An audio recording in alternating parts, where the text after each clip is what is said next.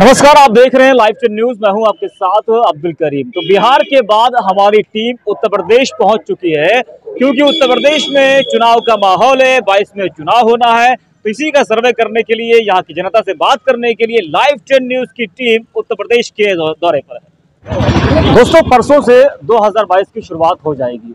लखनऊ में आज चुनाव आयोग की प्रेस कॉन्फ्रेंस हो रही थी और उस प्रेस कॉन्फ्रेंस में चुनाव आयोग ने ये ऐलान कर दिया है कि तमाम दलों की मांग है कि तय समय पर ही चुनाव कराया जाए। यानी कि जिस तरीके से जो कोरोना वायरस का जो नया वेरिएंट आया है ओमिक्रॉन, उसका जो लगातार जो खतरा वो बढ़ रहा है, तो जनता के मन में ये सवाल था कि कहीं न शायद ओमिक्रॉन की वजह से कहीं चुनाव टल ना जाए। लेकिन चुनाव आयोग ने प्रेस कॉन्फ्रेंस किया और इस प्रेस कॉन्फ्रेंस में ऐलान किया गया कि तय समय पर ही चुनाव होंगे। यानी कि महज 2 से ढाई महीने के अंदर उत्तर प्रदेश में चुनाव संपन्न हो जाएंगे और पूरी तरीके से माहौल बदल चुका है। आप देख रहे हैं कि इस चुनावी माहौल में तमाम दलों की जो रैलियां हैं वो चल रही है। लेकिन जो रैलियां चल रही हैं, इन रैलियों से राजनीतिक पार्टियों को कितना फायदा पहुंचेगा, ये तो खैर मार्च में ही पता चलेगा। इस वक्त मैं बाराबंकी जिले में हूँ। ये बाराबंकी सदर विधानसभा है, राजधानी लखनऊ के बगल का ये जिला है और तमाम लोग यहाँ पर बैठे हुए हैं। शुरुआत आपसे करेंगे। क्या नाम है आपका? रमेंद्र कुमार वर्मा। क्या लग रहा है कि इस बार परसों से 22 की शुरुआत हो जाएगी और चुनाव आयोग ने ऐलान भी कर दिया आज कि जो है तय समय पर चुनाव हो गए, तो क्या माहौल बना है इस वक्त? माहौल भाजपा के विरोध में है। भाजपा हारेगी। कैसे हारेगी? बात वोट से हारेगी।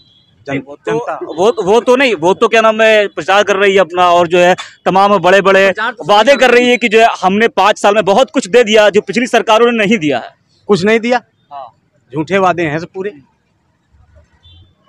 कुछ नहीं दिया। कांग्रेस जो वादा करती है वो पूरा करती।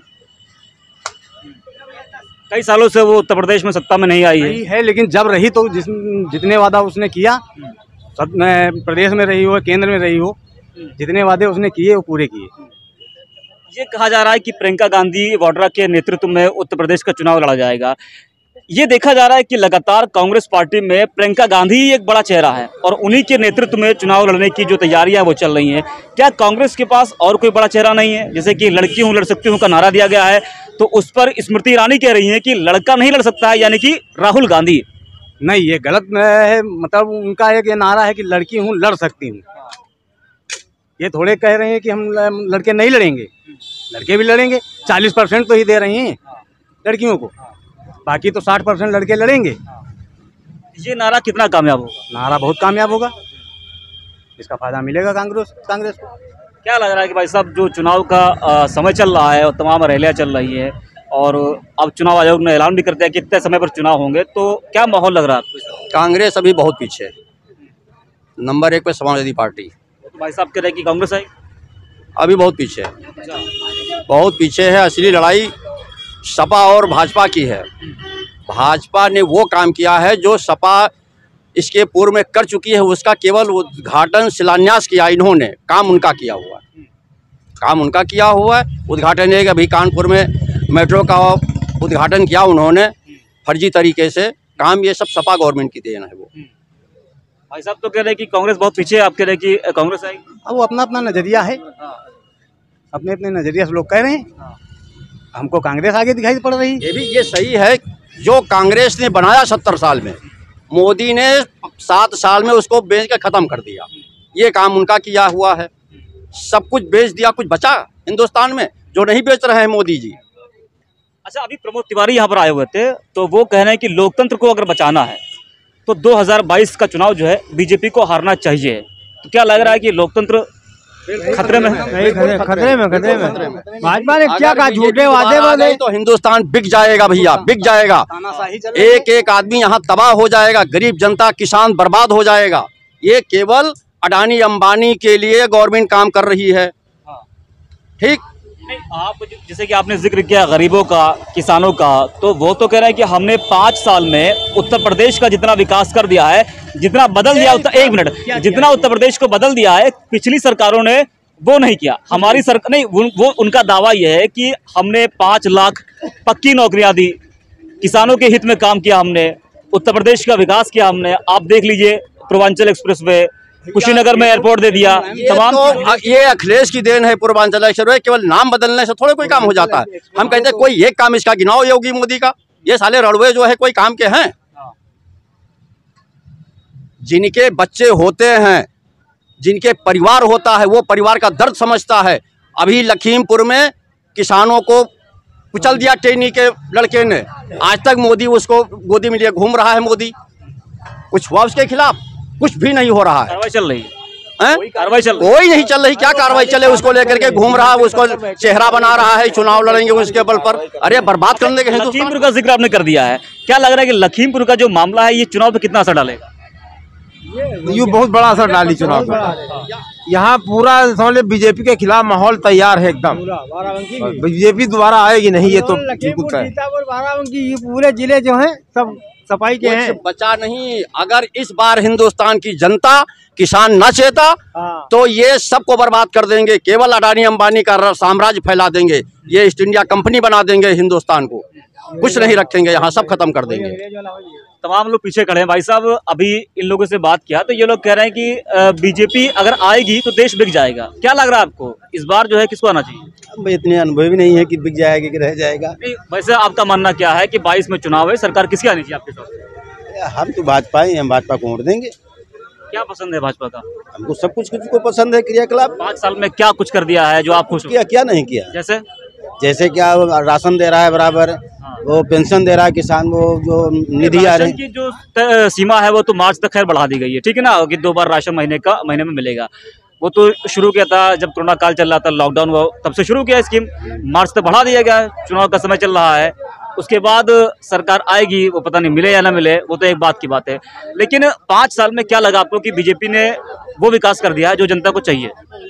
इसके बारे में हम क्या बताएं, क्या विकास हमको भाई देखे। हमको अब किसान हैं, खेतहर हैं, तो हमको कोई दिक्कत नहीं है। तो बहुत कुछ कर रही है वो। तो वही तो कहा कि हमको कोई दिक्कत नहीं है। हमको कोई दिक्कत नहीं है, हमको आराम है, हमको क्या दिक्कत है। आपका मानना है कि बीजेपी आनी चाहिए? हमको तो बीजेपी से कोई घाटा नहीं है। भाई साहब, क्या लग रहा है कि इस बार वोटर है आप लोग, वोट तो करते होंगे ना? वोट तो करते होंगे ना? पढ़ा लिखा कोई नहीं होता है, वोट तो करते होंगे ना आप लोग? अरे हम यार कहाँ बोले, वोट तो करने जाते होंगे ना? वोट मोदी को देवे होगा। क्यों मोदी को देंगे? योगी काम अच्छा की है, काम अच्छा की। अखिलेश जो है सब मुसलमानन के कटे के आए, तो वो कहाँ हुई है? मोदी सरकार अच्छी चल रही है। अच्छा, कौन सा काम पसंद है आपको? सब काम पसंद हुआ। कोई काम गिना दिया? गल्ला बांटत है, पैसे देते है, का करे वहाँ घर घर खाना बनाया जाएगा। कोई आप विकास गिना दिए इन 5 सालों में, कौन सा काम अच्छा लगा? अरे हमका यार काम तो अच्छे लगे। कानूनी और क्या चाहिए? अच्छा भाई जनता का नहीं दी से, जनता हमका खुद खड़े, हमका कॉलोनी मिली, लेटरिन मिली, राशन मिल रहा है, और 2000 रुपये महीना में वो खेती वाला आता है। नहीं। कैमरा मेरा ऑफ हो चुका था।